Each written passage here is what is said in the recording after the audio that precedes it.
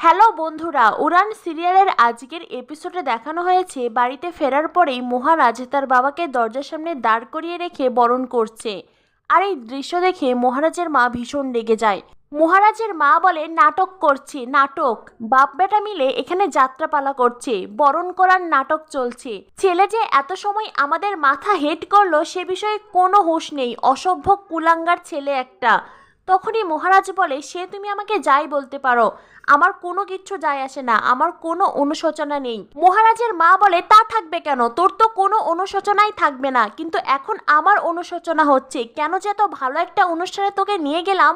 মহারাজের বাবা বলেন, তুমি একটু থামো না, কি হচ্ছেটা কি? সোমনাথ বলে, আচ্ছা তুই এই কাজটা কেন করলি? তুই জানিস ওই জিএম স্যার যদি বাবার পেপারসগুলোতে সই না করে তাহলে বাবার পেনশন হবে না, বাবা একটা টাকাও পাবে না। মহারাজ বলে, সেই তোর তো শুধুই বাবার টাকারই চিন্তা। এরপরে মহারাজ রান্নাঘরে চলে যায়। মহারাজের মা সোমনাথকে বলে, ওর সঙ্গে কথা বলে কি হবে, ও কি এই সমস্ত কিছু বোঝে, অসভ্য কুলাঙ্গার ছেলে একটা। মহারাজের বাবা তখন রান্নাঘরে যায়। মহারাজকে বলে, হ্যাঁ রে মহারাজ, সোমনাথ কিন্তু কথাটা একেবারে ভুল বলেনি। ওই জিএম যে করেই হোক এখন টাকাটা আটকানোর চেষ্টা করবে। আমি নয় কাল একবার ওনার বাড়িতে যাব, ওনার কাছে ক্ষমা চাইবো। মহারাজ বলে, না বাবা না, তুমি কোথাও যাবে না, আমি তোমাকে কোথাও যেতে দেব না, প্রয়োজন হলে আমি যাব, আমি গিয়ে ক্ষমা চাইবো। মহারাজের মা বলে, হ্যাঁ তা তো তুমি চাইবেই, তুমিই যাবে, তুমি গিয়ে ক্ষমা চাইবে, মারপিট করবে আর জেলে গিয়ে বসে থাকবে। মহারাজ বলে, জেল খাটবো কিনা জানি না, তবে বাবার যাতে কোনো ক্ষতি না হয় সেই চেষ্টা আমি করব, ওই জিএম এর বাড়িতে আমি যাব। তখনই সোমনাথ বলে, খালি মুখে বড় বড় বাতেলা, আর কাজের বেলায় কিচ্ছু নয়। তখনই মহারাজ সোমনাথের সামনে এসে বলে, এই তুই কি বললি, আরেকবার বল, আরেকবার বল। সোমনাথ বলে, একবার কেন, 100 বার বলতে পারবো। মহারাজ বলে, ঠিক আছে বল, তুই 100 বারই বল, বলতে থাক, কি হলো, থামলি কেন, বল। এই বলে মহারাজ টেবিলের সামনে যায়, চেয়ার টেনে বসতেই যাবে, সেই মুহূর্তে সোমনাথ পিছন থেকে একটা চামচ নিয়ে সেই চামচ ছুঁড়ে দেয়। মহারাজ হঠাৎ করে সরে যেতেই সেই চামচ গিয়ে মহারাজের মায়ের কপালে লাগে আর তিনি আঘাত পান। মহারাজ তখন দৌড়ে যায়, নিজের মায়ের কপালে বরফ লাগাতে যায়। তখনই মহারাজের মা বলে, একদম তুই আমাকে ছুবি না, তুই আমাকে ছুবি না, আমার সন্তান আমাকে আঘাত করেছে, তুই কি আমাকে ছোঁয়ার?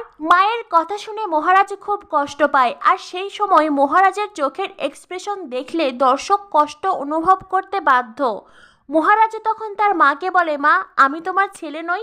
মহারাজের মা বলে, তুই আমার ছেলে? তুই আমার ছেলে নয়, তুই আমার লজ্জা, তুই হলি আমার লজ্জা, বুঝলি? আমার ছেলে আমার সোমনাথ, সে আমার গর্ব, আর তুই শুধু আমার লজ্জা। মহারাজের বাবা বলে, আচ্ছা তুমি ওকে এইভাবে কেন বলছো, ছেলেটা তো তোমার ভালোই করতে গেছে, তাও তুমি ওকে কথা শোনাচ্ছ?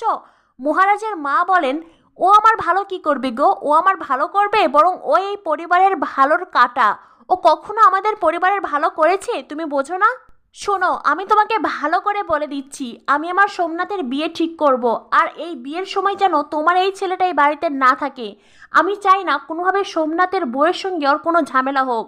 মহারাজ বলে, তুমি অনেক দূর ভেবে ফেলেছো মা, ভালো দাও, তুমি দাদার বিয়ে দিয়েই দাও, এমনি তো ও তো ডুবে ডুবেই জল খাচ্ছে। মহারাজের মুখে এই কথা শুনে সোমনাথের চোখ তো বড় বড় হয়ে যায়। মহারাজের মা বলেন, এই তুই কি বললি? সোমনাথ তখন মাকে থামাতে চেষ্টা করে।